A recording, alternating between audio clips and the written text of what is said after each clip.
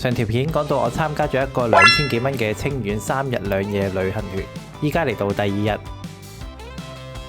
第2日一早食早餐，估唔到酒店嘅自助餐竟然有點心，雖然款式唔多，但味道唔錯，其他食物都算合格嘅水平。食完 hea 咗一陣，又可以食午餐啦，都係喺酒店入面食，同樣都係有燉湯，又有雞，又有鵝，又有魚咁啦，好似所有煮法都俾佢哋食勻晒咁樣。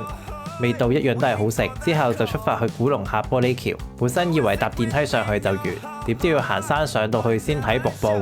沿路啲龍仲會突然之間叫下，幾搞笑。睇完瀑布先至再搭呢個登山電梯上玻璃橋。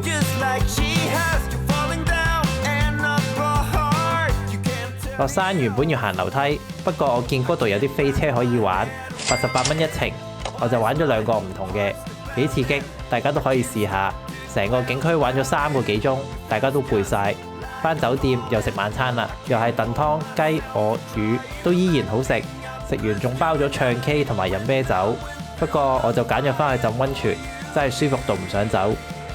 第3日晏啲先出發，午餐去食咗佛跳牆同乳鴿。佛跳牆足料到爆，大家最少都飲咗2碗。之後就去咗個館村行下，其實冇咩特別。不過好過俾人拉去嗰啲購物點啦。今次整體費用係2199蚊團費，再加埋其他小費等等，即係大約2600左右全包晒。我就覺得真係唔貴，每餐都有燉湯，有雞有鵝有魚，食得好又坐得舒服。最緊要係俾足時間你慢慢浸溫泉，同唔使轉酒店，冇購物點，導遊又唔黑 sell， 帶住老人家都玩得好輕鬆。整體我俾9.5分。最後大家鍾意記得 like 同 follow 我啦，我哋下條片再見。